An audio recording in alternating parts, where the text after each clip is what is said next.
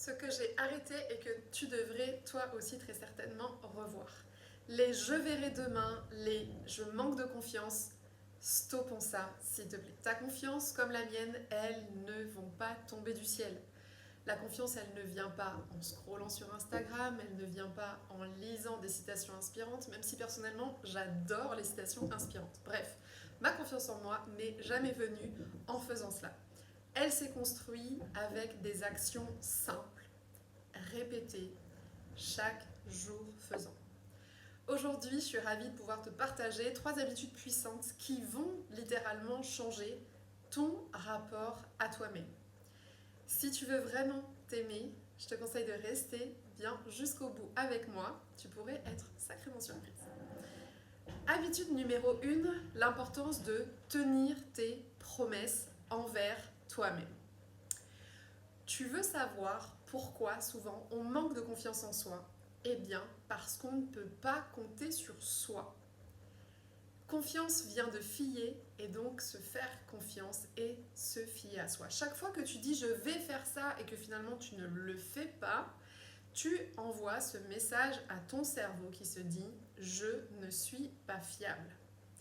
A l'inverse, quand tu respectes une petite promesse, c'est important petite. Souvent, moi j'avais l'habitude de m'en donner des bien trop grandes et c'est la raison pour laquelle je ne les tenais pas.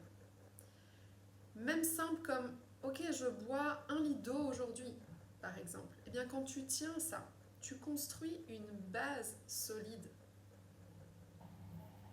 qui dit je peux me faire confiance. Cet exemple, il te semble peut-être minime, inutile, ridicule, mais c'est en commençant petit que la solidité de ta base va être sans égal. Et crois-moi, j'ai trop longtemps fait cette erreur de me fixer des promesses inatteignables et ça a eu pour seul effet d'abîmer ma confiance en moi. L'astuce que je voulais aussi te partager, c'est de commencer par des engagements qui, je vais même aller au-delà de simples, qui sont ridiculement simples. C'est-à-dire que s'ils ne te semblent pas ridicules à tes yeux, c'est qu'ils sont trop importants. Je me souviens d'une fois en coaching avec une cliente qui souhaitait initier, développer dans son quotidien la pratique du yoga.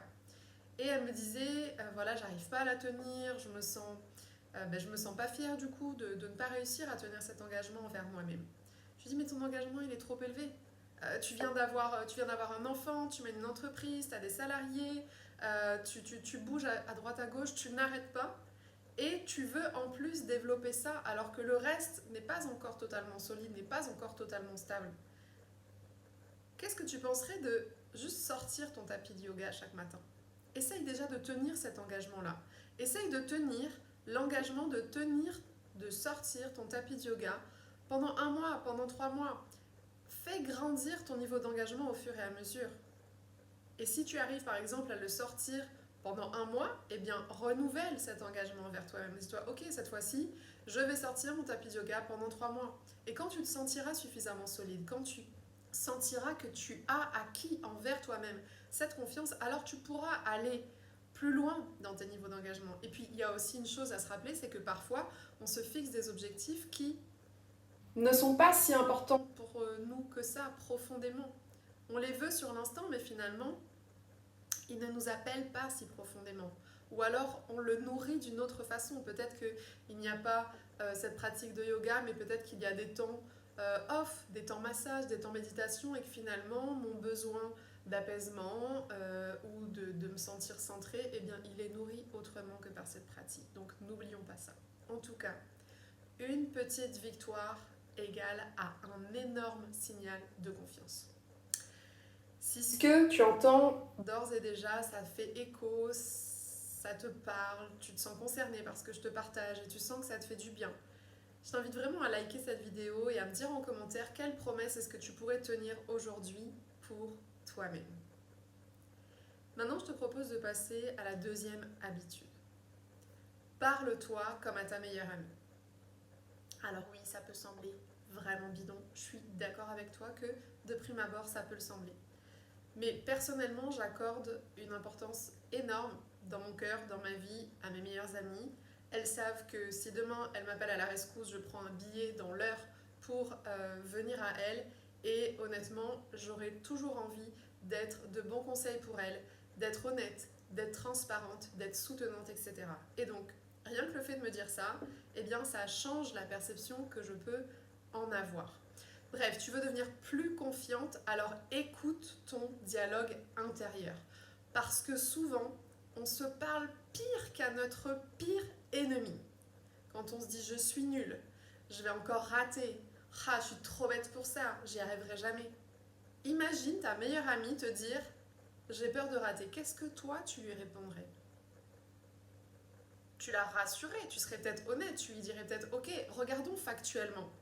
Factuellement, quelles sont tes ressources pour y arriver? Est-ce qu'il se pourrait que dans le passé, tu aies déjà fait face à ce type de situation et que tu y sois parvenu? Tu lui dirais tu peux y arriver et même si tu échoues, tu apprendras. Il y a un exercice que tu peux faire à partir d'aujourd'hui, avant de te critiquer. C'est de te poser cette simple question d'auto-coaching. Est-ce que je dirais ça à quelqu'un que j'aime? Si la réponse est non, alors change ta phrase. La troisième habitude maintenant, c'est de poser tes limites sans t'excuser. Tu veux savoir ce qui détruit la confiance en soi, c'est de dire oui quand on veut dire non. Chaque fois que tu dépasses tes limites pour faire plaisir, par peur, tu t'effaces. Tu t'effaces. Tu t'effaces de la page, tu t'effaces de l'histoire. Et tu envoies ce message à ton cerveau, mes besoins ne comptent pas. Donc apprendre à dire non sans te justifier, c'est essentiel, c'est tellement important. Ça a radicalement changé ma vie.